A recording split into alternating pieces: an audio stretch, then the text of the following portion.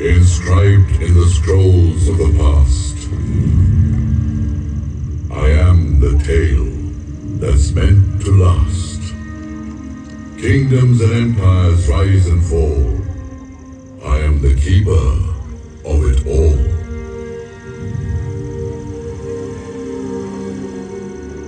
The brave and the cowards encapsulated in words.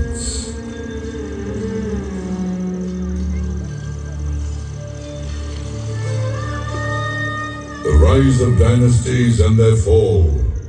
Omnipresent, I observe it all. This is the story of glorious Golkonda. Come, I'll take you on a journey to show and share it all with you.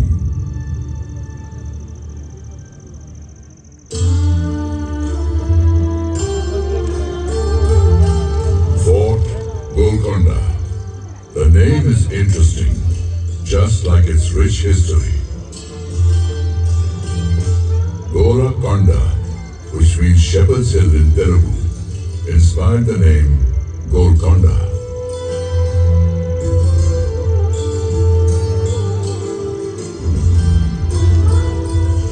Next to it was a small village settlement named Mangalavaram. Adjacent to it was a huge mountain on which lies Golkonda. Constructed in the medieval period, this is one of the strongest forts of the Deccan, and it played a pivotal role in shaping the politics of the region.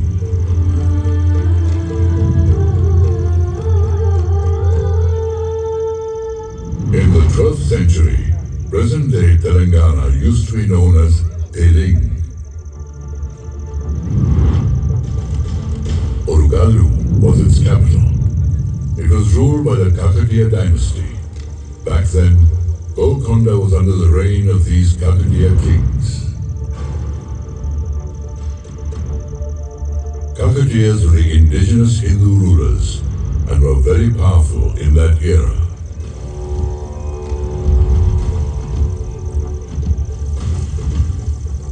Their fame spread across many countries and started attracting foreign invaders. In these circumstances, Kakatiya King Pratap Rudra took a bold decision to defend his kingdom.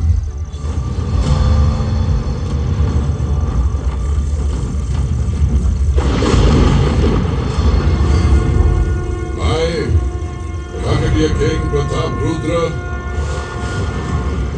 hereby decree the further fortification of Golkonda Fort.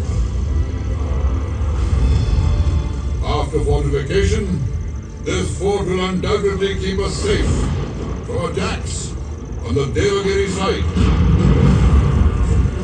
empowering us to fend off our enemies.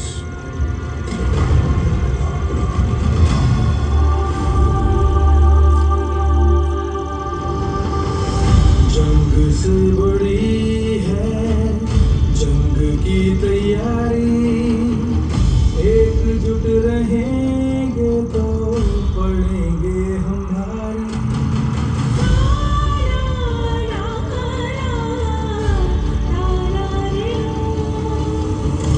जंग से बड़ी है जंग की तैयारी एकजुट रहेंगे तो पड़ेंगे हमारी दुश्मनों के आने की आहट हवाओं में थी गोली घातों की शान बना होगी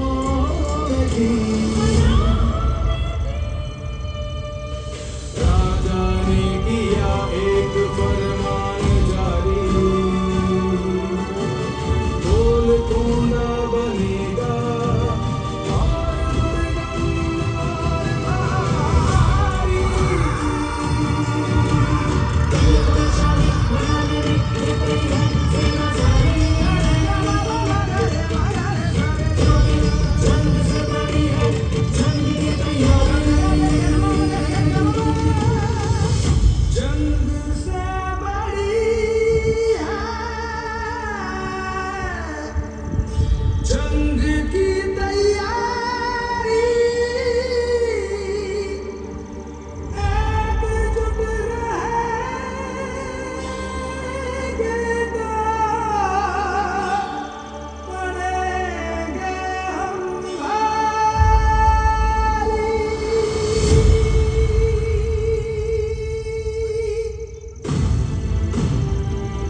Kakatiya rulers fought with great bravery and valor for many decades to defend Warangal and Golkonda.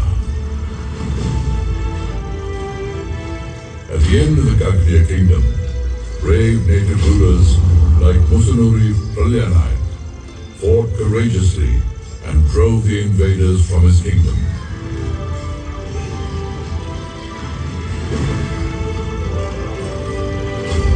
But in the end, Golkonda's defense was breached.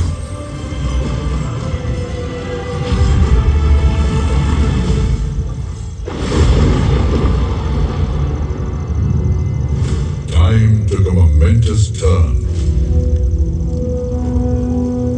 Alauddin Hassan Bahman Shah, a viceroy of the Delhi Sultanate, laid the foundation of the Bahmani Sultanate in the Deccan.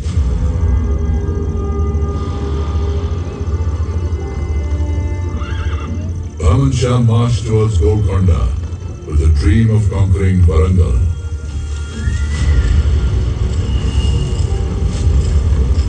But he was confronted by Musunuri Kapayanayak, successor of Warangal ruler Pralyanayak.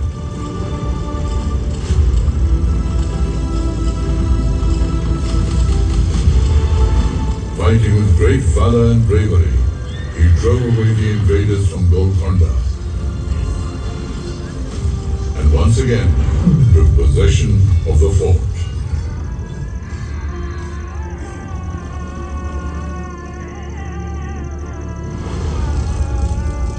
After 2 decades had passed, Reshirla Padmanayak King Annapota Nayak killed Musunuri Kapayanayak with the help of the Bahmani army.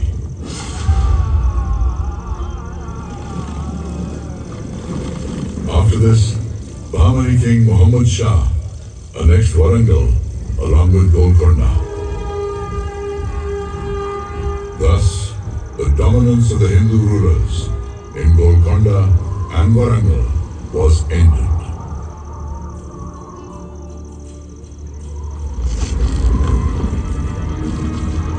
As history, I saw the churnings of a remarkable change at this point in time.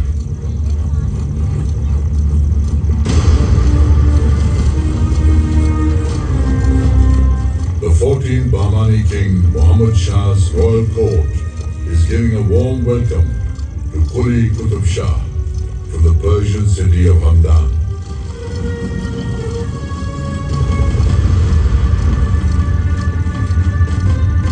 Quli Qutub Shah becomes a Subedar, an important military officer of the Bahmani kingdom. Impressed by his working style and abilities, he is made Qutubul Mulk, or Governor of Telangana, within 7 years. The estate of Golkonda is handed over to him.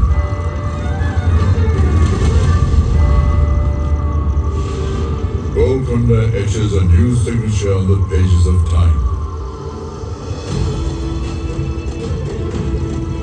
Bahmani rule ends.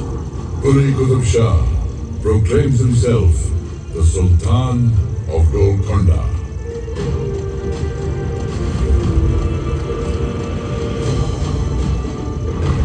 I, Quli Qutub Shah, declare myself the Sultan of Subai Telangana. This Sultanate will henceforth be known as Qutub Shahi Sultanate. Qilai Golkonda will be our capital.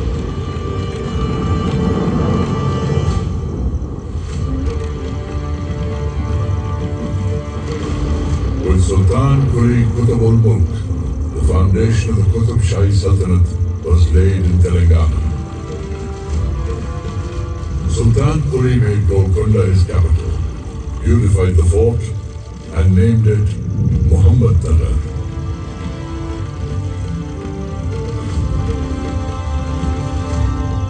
Qutub Shahi Sultans constructed many palaces, gardens, masjids, and many buildings of public use inside the fort in a properly planned way.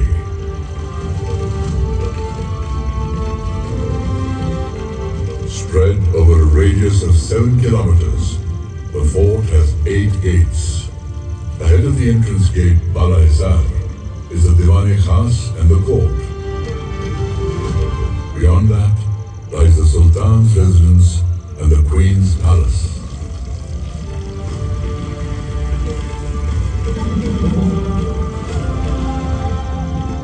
Separate from this cluster lies the Mahakali temple, where even now the popular Bonaru Jatra is organized with great fanfare every year.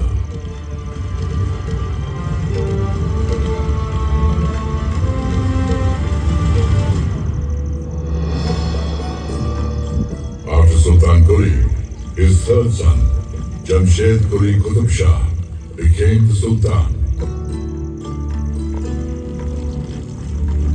He had a long drawn-out conflict with his younger brother, Ibrahim Quli,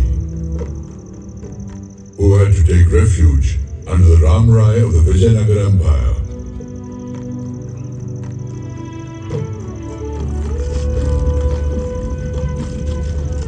Jamshed Quli died after ruling for 7 years. Ibrahim came back from Vijayanagar and declared himself the king.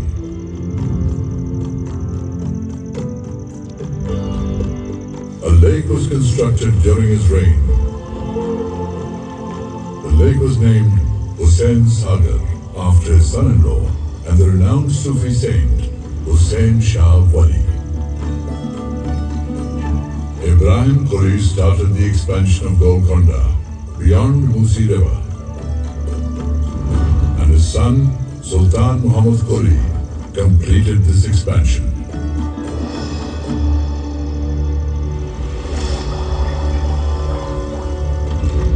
The Sultan had a deep-seated affection for Persian and Deccan literature and the Telugu language as well.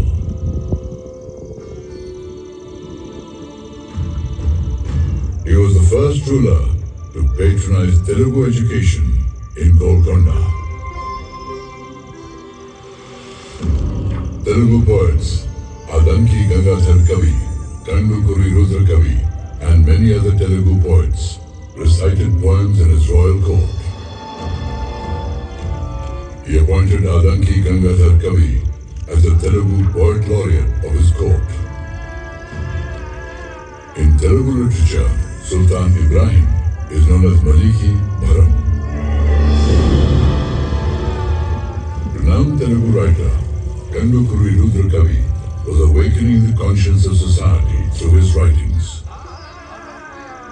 By writing Yakshagana simultaneously in prose and play formats, he gained such eminence that Sultan Ibrahim Quli Qutub Shah desired to hear his rendition in person.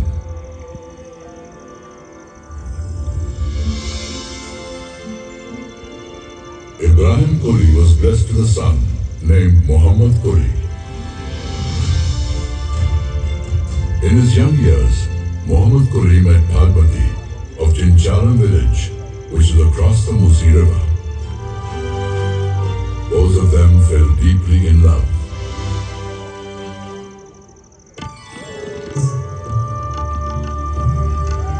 His father Ibrahim Quli realized that for the betterment of the Sultanate, he should not oppose their union.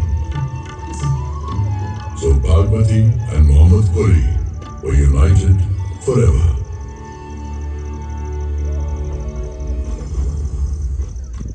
Ibrahim Quli Qutub Shah passed away.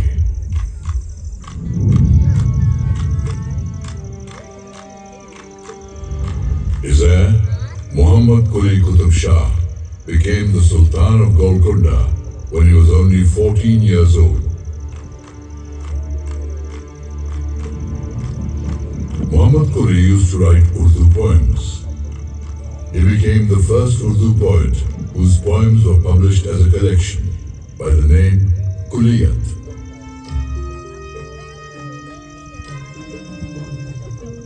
The Isfahani style of architecture influenced the creation of Hyderabad. The world-famous Charminar was built in 1591 CE amidst the Char Kaman Plaza.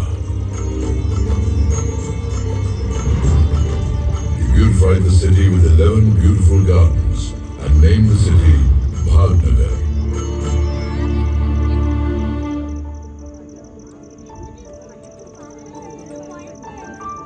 A spectacular light. Where is it emanating from? Has a mountain of light ascended on earth? Yes, it's true. This light is from a priceless diamond. Its luster was so wondrous that it was named Kohinoor, which means Mountain of Light. चश्मे पर दूर अल्लाह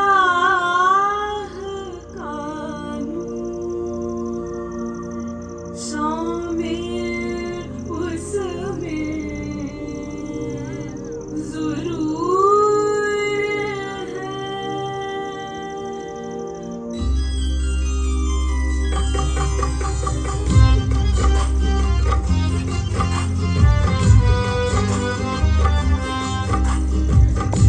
चश्मे पर दूर अल्लाह का नूर शामिल उसमें ज़रूर है. इतना नायाब जैसे वो ख्वाब मिल जाए तो ज़रूर है. सबसे अलग सबसे जुदा उस पे तो हर एक दिल है फिदा. दुनिया जहां जिसकी कुर्बान शाने Hindustan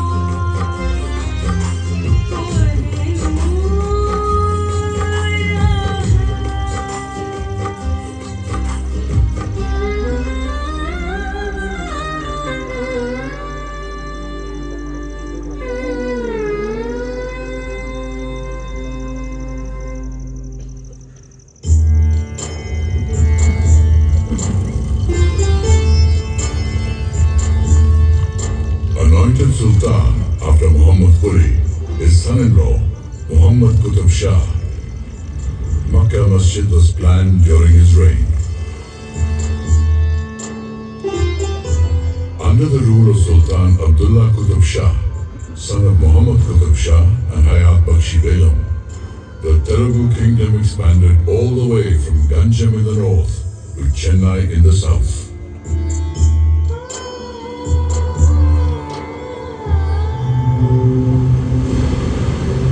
Meanwhile, Aurangzeb, the son of the Mughal Emperor Shah Jahan, marched from Delhi and became the governor of the Deccan, waiting for an opportunity to attack Golkonda.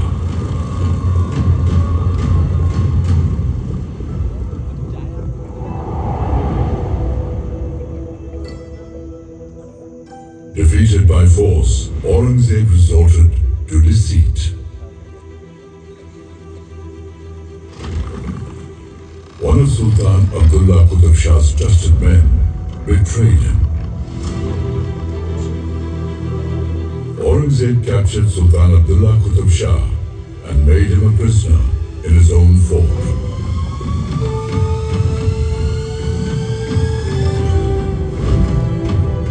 Abdullah Qutb Shah's mother, Hayat Bakshi Begum, strategically proposed a treaty to Aurangzeb.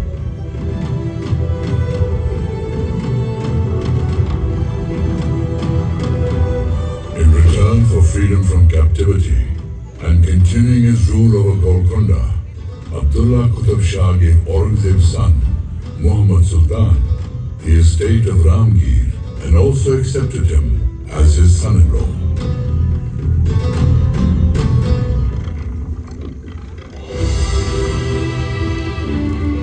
Abdullah Qutb Shah passed away in 1672. His son-in-law, Abul Hasan, popularly known as Tana Shah, was made the Sultan of Golkonda.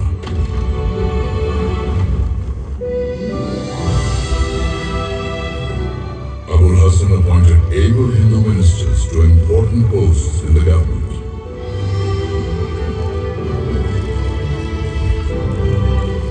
Two of them were Brahmin brothers, Akanna and Madanna.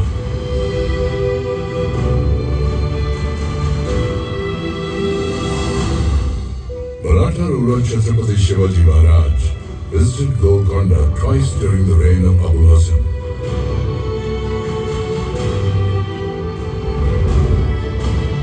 In the year 1672 and then in the year 1677. Sensing Aurangzeb's bad intentions, Chhatrapati Shivaji Maharaj extended his support and helped Abul Hasan in his fight against Aurangzeb.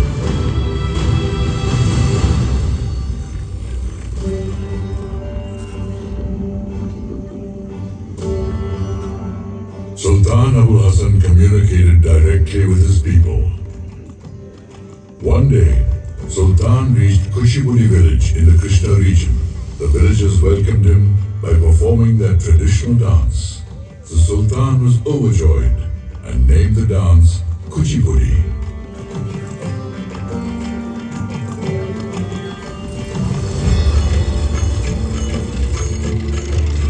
Madanna's nephew, Kanchala Gopanna, was appointed the Tehsildar of Bhadrachalam. As an ardent devotee of Lord Sri Ram, he renovated Ramchandra Mandir for his deity at Bhadrachalam. In this endeavor, he utilized some funds from the state treasury. Angered by this, Abul Hasan Tana Shah imprisoned him in Golkonda fort. Legend has it that Lord Sri Ram appeared in a dream of Sultan Abul Hasan and returned the amount taken by Gopanna to the Sultan in the form of gold coins, thus securing the release of his devotee.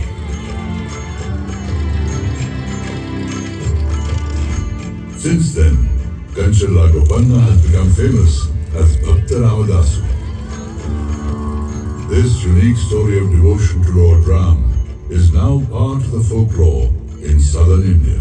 His devotional songs gained fame as Ram Dasu Kirtan and became an integral part of Carnatic music.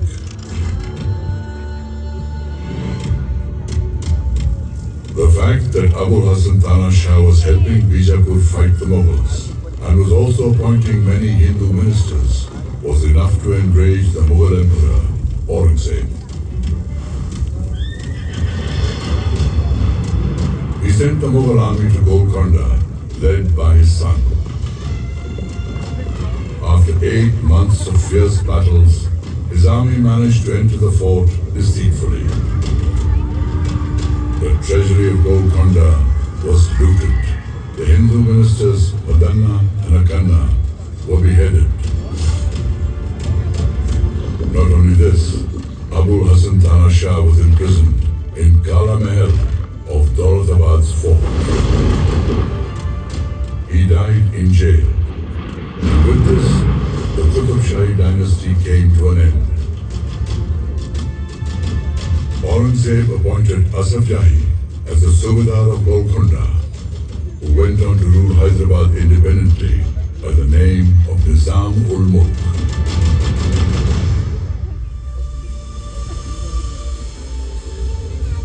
Once the symbol of pride and regal opulence, Golkonda's walls, minarets and buildings were riddled with wounds inflicted by the Mughal rulers. However, the truth is that time heals the deepest wounds. Royalty had its time, but centuries passed and India became independent. In September 1948, Hyderabad and Golkonda were freed from Asaf Jahi's rule. Independent India's federal system of governance once again gave Golkonda the opportunity to smile.